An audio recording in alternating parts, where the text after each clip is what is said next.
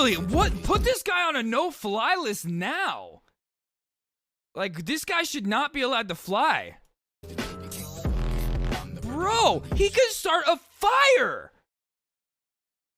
Ew, dude. This is worse, Bent. This guy is worse than Al-Qaeda. Because, like, at least Al-Qaeda had a motive, man. They, like, had, like, some, like, hey, America fucked us over. Like, we're about to, like, fuck over some world trade. Like, this guy is just being reckless. For no reason. Just for TikTok likes. Bro, what the fuck?